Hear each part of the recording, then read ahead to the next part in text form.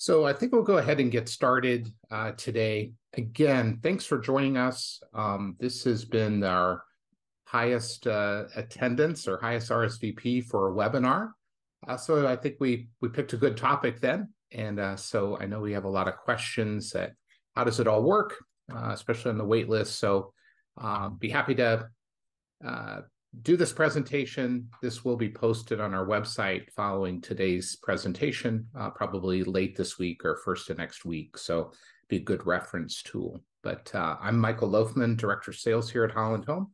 I'm the face you see, but I'm joined by the team, Amy Thayer at Raybrook Manor, Cindy Price at Raybrook Estates, Selena Meister and Victoria Carson here at Bretton Woods. So we're going to have this presentation. At the end, there's going to be some question and answer time.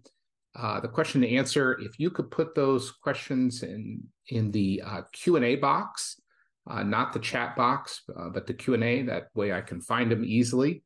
We'll do our best to answer your questions. I won't be in a position to answer specific questions about your specific circumstance. With the number of people on here, I think if you've got very specific questions about your waitlist dates or things like that, then be happy to, your salesperson that you've been working with will be happy to answer those for you. And if we have any members of the PowerPoint police here, you're going to see a couple violations. There are a lot of words here, and we tried to do that. I know it just kind of breaks some rules. There's a lot of verbiage here, but we would prefer to be clear and give as much information as possible without overloading everyone. So let's see here. We'll go ahead and get started. So thanks again for joining. So I'm going to.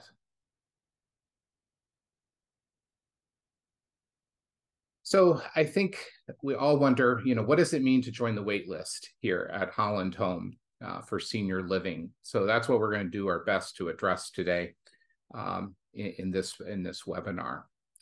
So here at Holland Home, to join the wait list,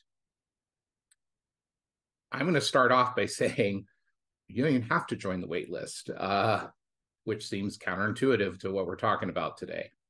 But many floor plans, either at Raybrook or Bretton Woods, don't have a wait list. Some have a wait that's longer than others. And so if you get on the wait list, it does allow you to us to offer you one of the floor plans that's on your list of things that you're selected. As I mentioned, some floor plans have no wait list. You could reserve an apartment now, move in the summer, no need to do the $500 to go on the wait list and the like. As of now, we have 381 parties, so that may be a couple or a single person on the wait list for Bretton Woods and Raybrook.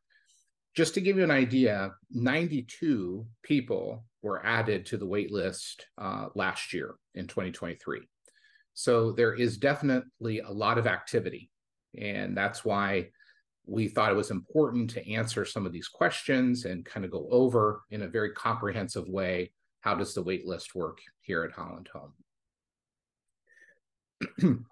So we do have some, again, that don't have any wait. If you're looking at Raybrook Estates 3, one-bedroom apartments, we don't have a wait for those. We have a couple of those open. Ironically, right now, we have a Raybrook home open, a Mercury floor plan, which is that interior condo.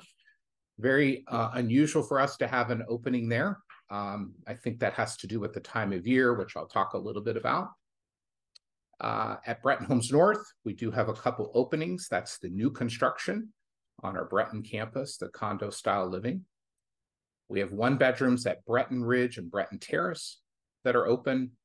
And at Bretton Ridge, we have some 2-bedroom Cypress apartments. That's 1,111 square feet Those are open right now. So any of those that I just talked about, they don't have a wait list. And if you ever want to look to see what maybe something is open, we do show available apartments and homes, not all of them, but we do show some of those on our website as to some of the availability of apartments. So at hollandhome.org/available units, it's right on our website there. You can see some of the apartments or condos that are open. So those are what's open currently, that no wait list would be required. So how do you join the wait list? This is actually a question I've already had as one of our, we've had a few people email questions in already. This was one of them, so I'm going to answer it. Here's how you join the independent living wait list. You would complete a Bretton Woods or Raybrook waitlist application, and then you would let us know which apartments or homes you're interested in. So if you put large 2 bedrooms, if we get a 1 bedroom, we're not going to bother you. We're not going to call you. We're only going to call you on things that you're interested in. Some people have very specific requirements. They want to be on the first floor, or they don't want to be on the first floor. They want to be on the top floor. All of those things, put those on your wait list application, and we'll factor that into how we get to you. If you want to see, we have some of the floor plans in the sales packets, but all of our floor plans are on our website, hollandhome.org/communities under Bretton Woods and Raybrook, broken out by the number of bedrooms. You would fill out that waitlist application. It's $500 to go on the wait list. That's the application fee. That's per person or couple. So if you're a single person, it's $500. If you're a couple, it's $500. It's non-refundable, but that would get you on the wait list. Most people that apply will either go on the Raybrook list or the Bretton Woods list. You can submit for both. We find a lot of people don't do that just because they really are more interested in one location versus the other. They're more interested in the timing of one campus versus the other. Maybe they just have a preference on campuses because that's where their friends are or something like that. So again, not typical that people would go on both wait lists, but you can. And that, excuse me, that would be just one application's cost. So if you do want to go on 2 bedrooms at Bretton and at Raybrook, it's still just the one fee. It's not like you have to pay for both places, okay? And then the earlier you apply, the higher the priority you have on the wait list. So if somebody applied a long time ago, they're going to have a priority over somebody that just applied in 2023, as an example.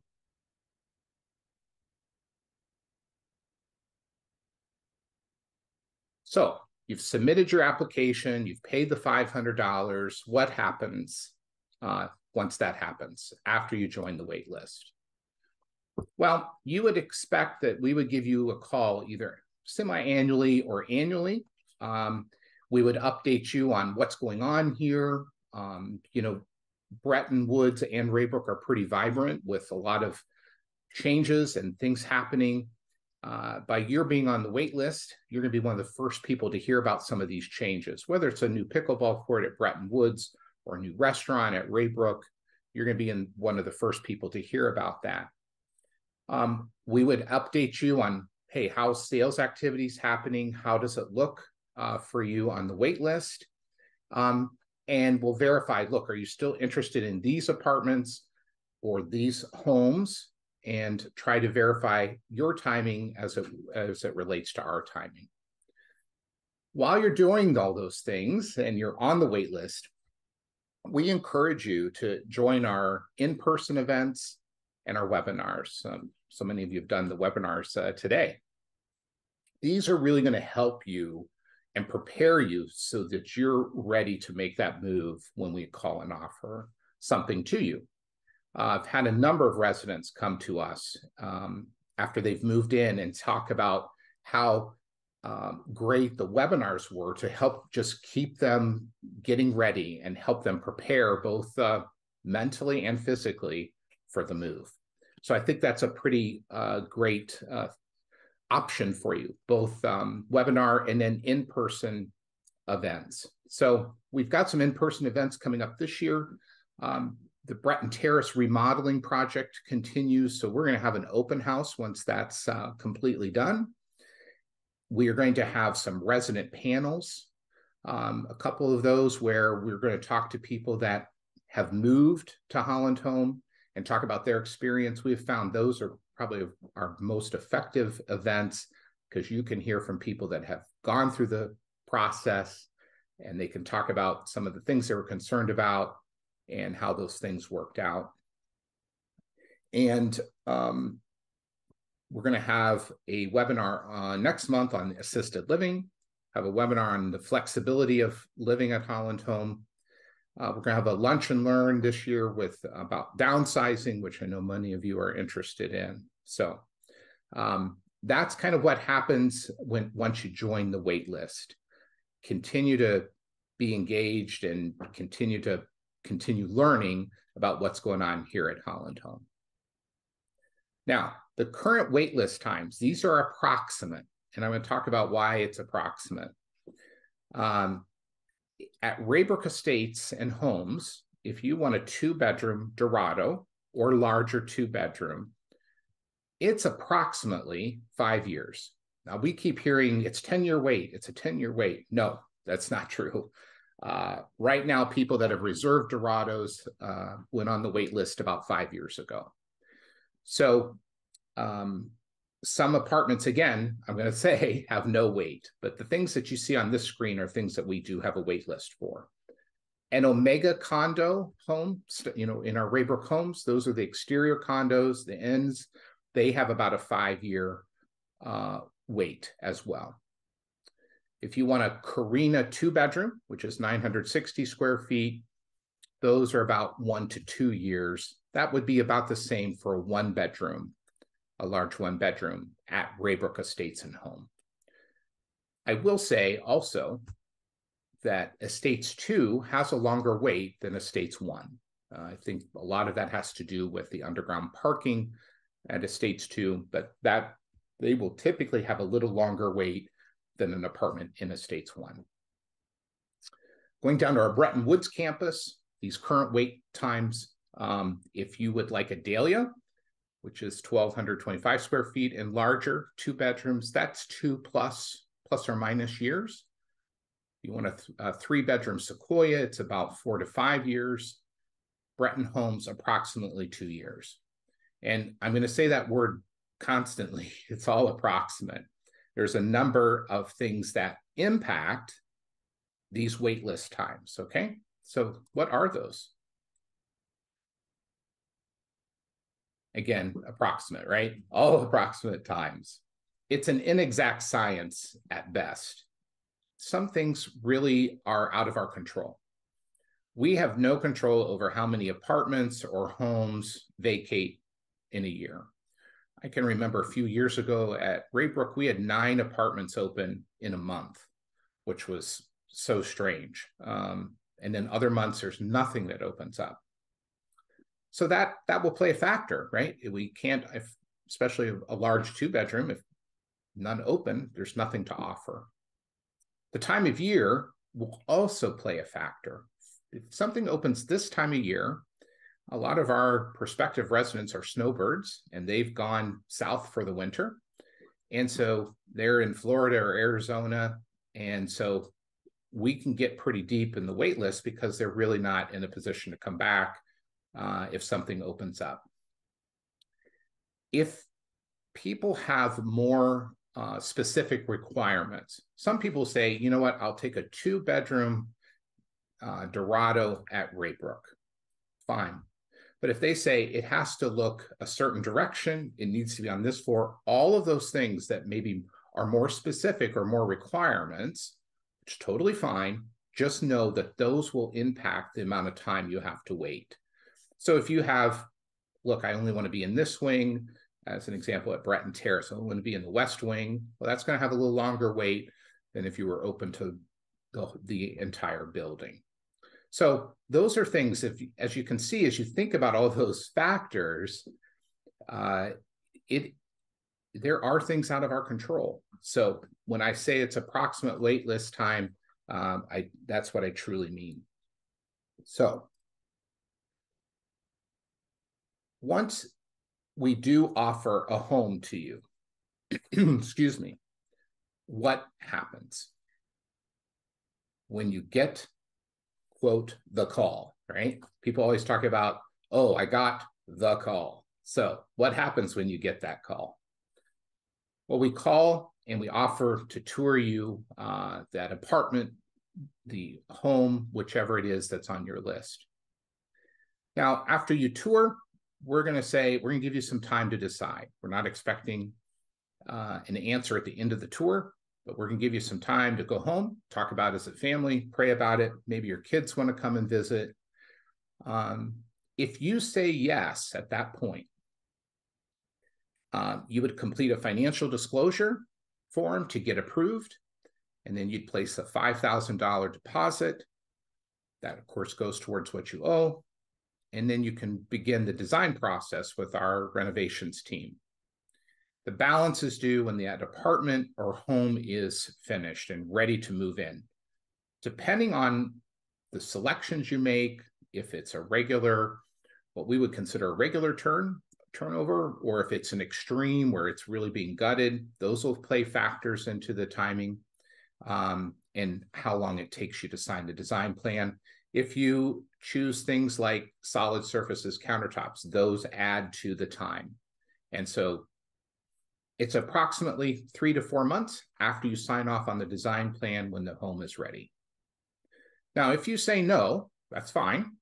We will just keep moving on the list. You keep your place. Now, I will add, that doesn't mean you're at the top of the list. Sometimes people think, oh, well, I said no, so the next time something opens up, I'm going to get the call. Well, no, if there are other people ahead of you that have said no, then you're not going to, we're going to call them first. So we can also email pictures to you as you're thinking about the home or the apartment. One of the team members said to me, which was a great reminder. She said, it's a big decision, but from the time we tour to the time you make a deposit, it's about 2 weeks. So you have some time to think about it and pray about it. If you're trying to buy something in the community, a real estate transaction, you've got to make that decision immediately. So it's a little less pressure, I think, to make a decision to come in here than if you were saying buying a condo in the community where you have to jump on it, especially recently. The real estate market remains really hot. So now we've talked a lot about how independent living waitlist works. What about assisted living waitlist? Well, there it's a little different. It is $100 per person versus $500 in independent living. And just as a reminder, people that already live at Holland Home would have priority access to assisted living versus somebody coming in from the community. Let's say somebody's applied to the independent living wait list, but now, they've maybe waited too long and they need assisted living, that independent living is really not an appropriate care placement for them. Well, we just flip that application over to them to assisted living. They don't have to pay another wait list fee, and we honor that original application date. Just like in independent living, wait times will vary in assisted living. It may vary on how many rooms there are in a specific care area. Example, memory care versus what I would say regular assisted living. The size of the room, maybe you want to be close to dining, you want to have a specific view. All of those things will impact the wait list time. 2-room suites have a longer wait than a studio. And just like at independent living, there are openings right now in assisted living, both in studios, in assisted living, and in memory care. Just like in independent living, if someone says no, when we offer assisted living or memory care, we keep moving forward. Still going to call you, check in and annually to see how things are going, see if this is still something you want to be in line for. So I know I have thrown a bunch of details to you about how the waitlist works. And so now if you may have questions, and maybe if my team, if they have things that I should have mentioned that I didn't, they can send me a text message on that. I did get a couple questions in advance, so let me try to answer those as you all put in your Q&A questions that you may have. So one of the first questions is, if I want to get on the list, how do I submit the money? We talked about that a little bit. There's a waitlist application that you would fill out, either Bretton Woods or Raybrook, and submit the $500 to get on the list. Pick the apartments or homes that you're interested in being offered. That would be really important for us. If you're going to go on a wait list, we kind of need to know what you want to be waiting for. Okay. Someone asked, if I'm traveling out of state and I get a call about a condo or home that fits our criteria, what's the time span you're given to return home, see the unit, and decide whether you want it or pass on it? I would say the answer to that is it depends. Like I said earlier, we could, of course, email you some pictures. We've done videos. We've done like a walking video of walking through the space. Maybe you have a friend that can come and look. We would work with you on that based on what your travel plans are. We realize that people aren't staying home and sitting by the phone waiting for us to call them, so they may be gone. But we would work with you on that. Would we wait 2 months for you to get back from your sojourn to Florida? Likely not, but we would work with you on those things. So those are a couple of the questions we got ahead of time. Here's a couple that came in. So I've sent in $500 non-refundable. Does that automatically put me on the wait list? Yes, that does. Likely you filled out a wait list application for that. So you should be on the wait list, but I'm going to make a note of your name and we'll make sure that that is, and I'll get with the salesperson that you're working with. Jan asks, can you explain active versus inactive wait lists? If you're on an inactive wait list, we're going to be calling you once a year to check in. We're not going to, inactive tells us I'm not ready to get a call and be offered something. Active means, yes, I'm going to be ready if you call me, or I think I might be ready when you call me. So inactive means we're just going to put you on an annual call and check in, just like I've done with you, Jan. Once you go active, we're going to drive a lot of that off your application date. I would say that's why it's important to apply sooner rather than later. So, because it's all driven off of that. Then we have a question here. If you are already a Holland Home independent living resident, do you need to join a wait list for AL? They would put you on an internal wait list. It's not an application. You don't have to apply for an assisted living wait list. That's only for outside people. So our team would make sure that Holland Home residents, you get on a list, but you're not paying another wait list fee because you're already part of the Holland Home system.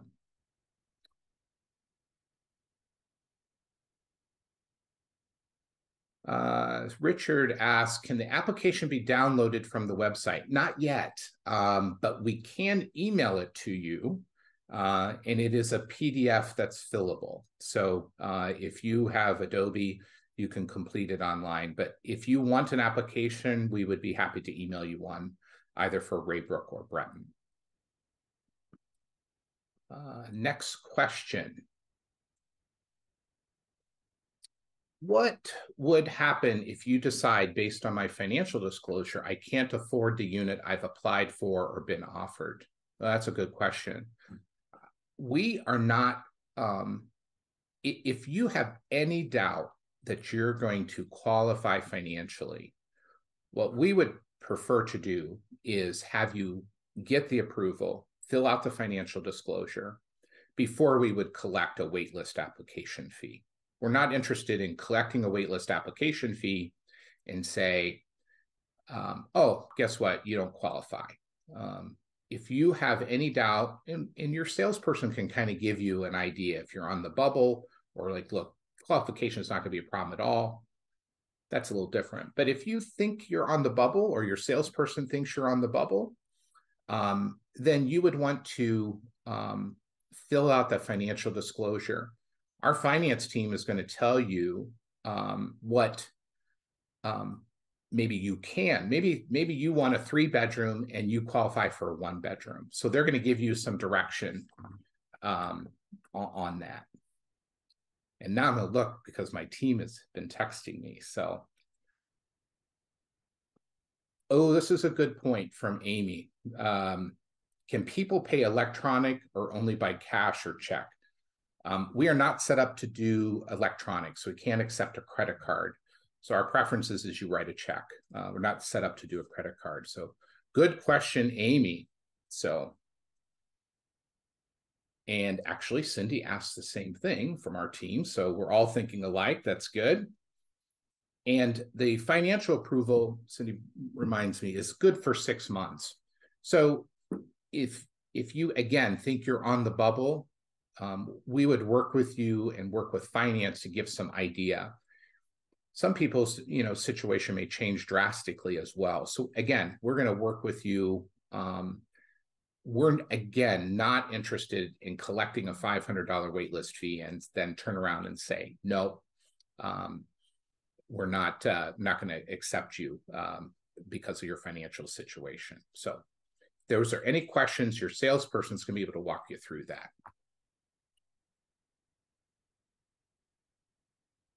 Is there a limit on how early I join a wait list? So the wait list, you can join a wait list at 55 years old in assisted living and 60 years old for independent living. Those are you'd think it'd be the opposite, right? But it's 55 for assisted living and 60 for independent living. And Martha asked, is the financial disclosure form on your website? It is not, but we can email you that. And again, it's fillable, a PDF that you could fill out if you have Adobe. So, but your salesperson can get that to you. So I got through all the questions. I'm going to hold off to see if there's any more. I guess the parting words as I look for any more questions here. Apply sooner rather than later, because that date is going to be very important. Give us as many options as you can as to what you might be interested in. And also keep in mind that there are some apartments, if somebody wanted to move into Holland Home right now, we've got a couple apartments at both campuses that are already finished. They're move-in ready, so somebody could move in pretty quickly. So those options are there for you. I would say the other thing to remember, you looked at those approximate waitlist times. Again, it's not 10 years. So if you're hearing 10 years from your friends, tell them that's not true. Refer them to this webinar that's going to be on the website shortly. So those are some things to just remember. So if I have one, here's another question. If I have one preferred apartment I'm on the wait list for, can I take a different apartment? You sure can. We might not offer it to you if we don't know you're interested. So let's say you're on the wait list for a 2-bedroom and you decide you want a 1-bedroom, call us, we'll change your wait list. So we need to know what you're kind of interested in. People will change wait lists all the time. So maybe they've started out and they want to be in a condo and a home. And then maybe a couple years goes by and they say, you know what, I think we just want to move into the congregate building. So people can change their wait list preferences all the time. So it's not like once you've signed that waitlist application, that's what you're on the waitlist for forever. No, it's a very dynamic document. We can change whatever you want to be on the waitlist for. So.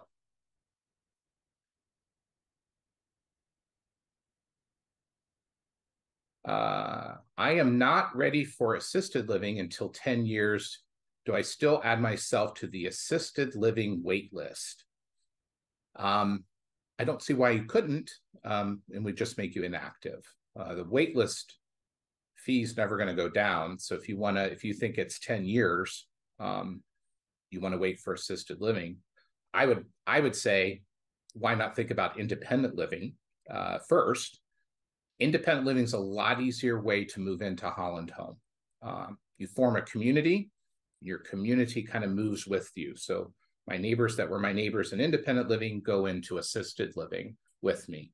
So I would say, don't wait too long. It's always too early until it's too late. So I would consider going on the wait list. So Amy adds to this point here that said, I had someone on the assisted living wait list for 32 years. It's never too soon.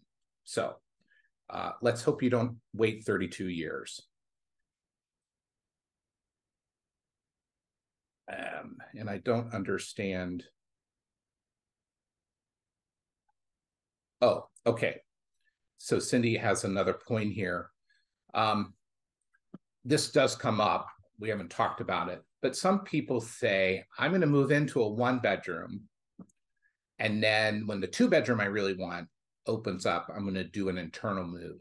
We don't recommend that. If that's how you think you got to do it, then, we'll work with you on that.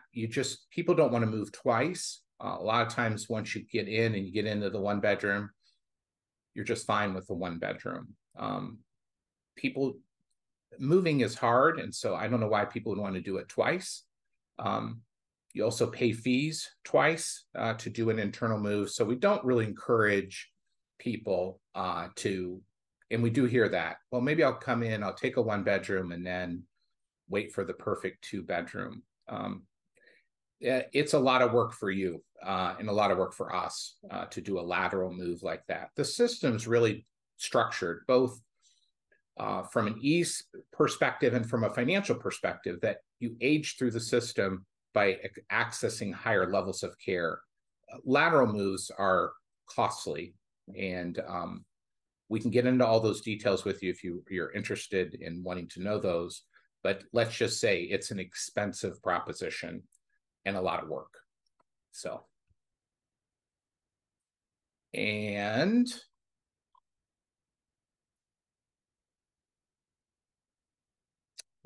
Martha asked, did you say you fill out the waitlist form and the financial disclosure form at the same time? No. The only time we would have you do the financial disclosure first is if you think, or we think, you're on the bubble financially. If we don't think, or you don't think you're going to have a problem qualifying financially, again, the salesperson can help you with that.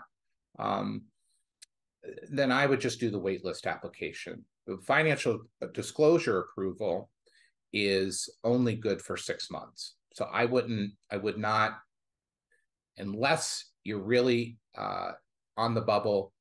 And what we would do in that case is have you fill out the financial disclosure before we would collect the 500. Would be really poor, would not be in our mission to accept a $500 wait list application and then turn around and say, oh, and by the way, you don't qualify. That's just not how we roll here. Our finance department looks for ways to say yes. You may not qualify for that 3-bedroom you want, but we can get you into a 1-bedroom perhaps. So we're going to work with you on all of those things. Between our finance team and our sales team are going to really work with you on those things. I'm not seeing any more direction from my team or online. If you've got questions after this webinar, we invite you to talk to your salesperson. They can ask and work with you on specific questions you have. If you have topics you'd like us to cover in one of these webinars, please let us know. We'd love to give you the content and the answers that you're looking for. So thanks for joining. We've gotten through January and we're going into a short month, and spring is around the corner. I'm the internal optimist here. In the meantime, take your vitamin D, talk to your friends about a Holland Home, and I hope you have an awesome day. Again, thanks for joining us. Take care.